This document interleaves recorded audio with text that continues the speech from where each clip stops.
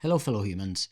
Some time ago I made a video with my top 19 alternatives to capitalism. They were anarchism, buen vivir, bioeconomics, degrowth, donut economics, eco-development, economic democracy, economics of arrival, economy for the common good, economy of permanence, eco-socialism, fully automated luxury communism, participatory economics, perma-circular economy, plenitude economy, post-development, social and solidarity economy, steady-state economics, and treconomics. If we understand capitalism as an economic system, then we see how many of these alternatives do not properly qualify as economic systems. Some focus on power structures, some focus on lifestyle, some focus on markets.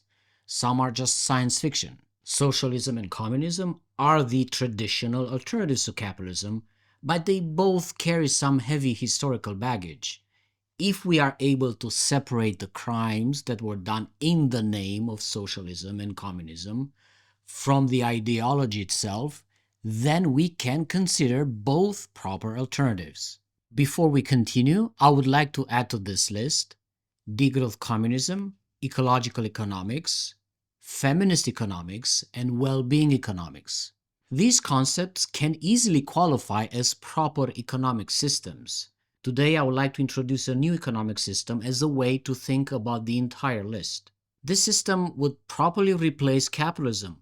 Let us call it the economy for life. An economic system is the way in which a society organizes the production, distribution, and consumption of goods and services.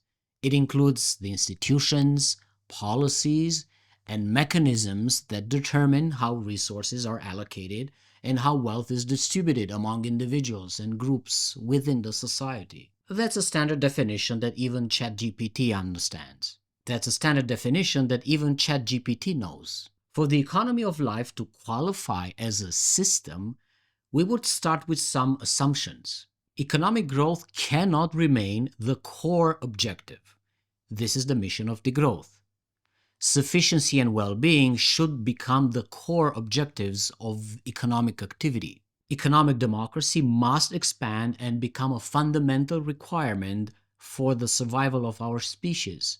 This is about the distribution of power in the economy. It's about getting rid of unelected hierarchies in workplaces. Property rights must be upgraded to become compatible with the preservation of the biosphere.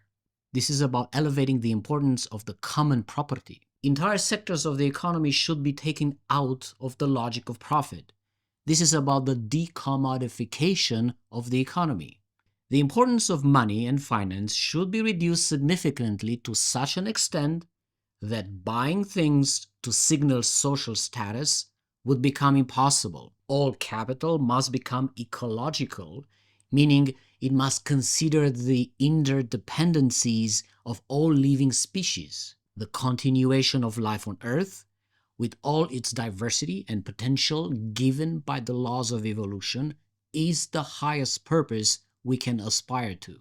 Equality with fair and just distribution, with lower and upper limits of prosperity for all humans, is a desirable political agenda. Mainstream economists, as they practice today, operate with their own assumptions, which may qualify as delusional. Many of them think that it is impossible to imagine an alternative to capitalism. Proportionality, dispossession, and hierarchies are fundamental requirements for any economic system. Proportionality is about linking power to property, such as in how one share gives one vote in the ownership of corporations.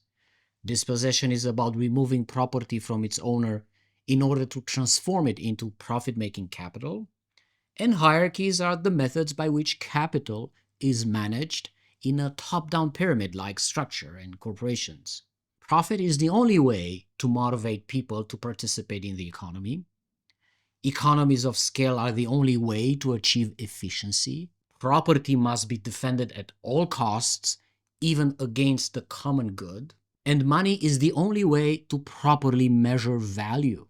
The economy of life, as an economic system, would begin by opposing the delusions of many mainstream economists. In practice, the new system would start to take over from capitalism at the edges of the economy, through the way many humans are already leaving capitalism, by refusing to work for corporations, by refusing to participate in consumerism, by joining a cooperative, by living simply in eco-villages, by running for political office.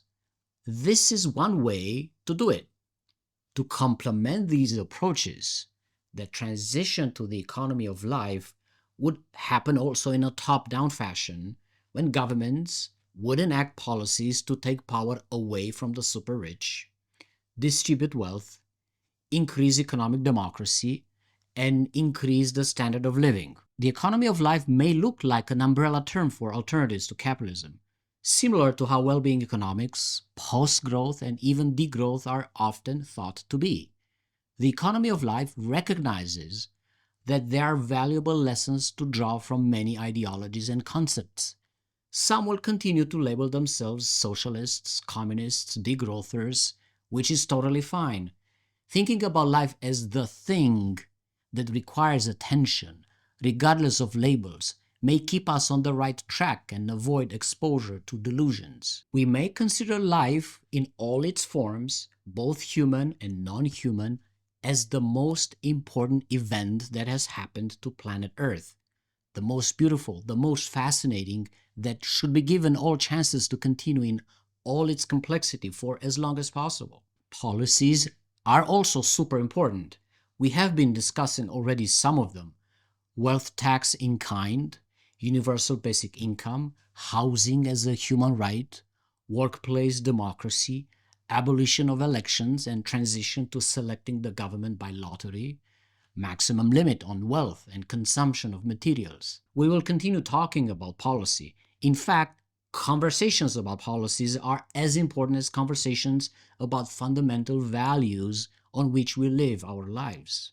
This is not as utopic as it may sound. In the mess we are in today, with fascism on the rise, with the risk of war, with burnout and anxiety, there are many reasons for hope.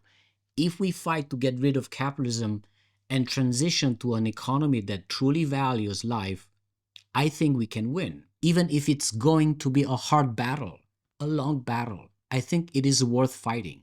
Thank you for watching. We need your help to grow this channel.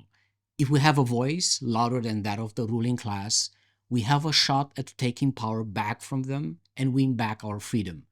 There's no other way, and numbers are on our side. Subscribe, engage, spread the word so others can learn as well. Please support me if you can on Ko-fi or Patreon to make these videos possible. Talk to you soon. Be well. Increase the peace.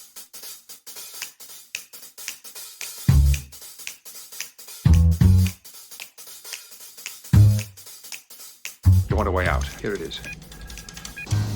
What is this? Australia, New Guinea, Solomons.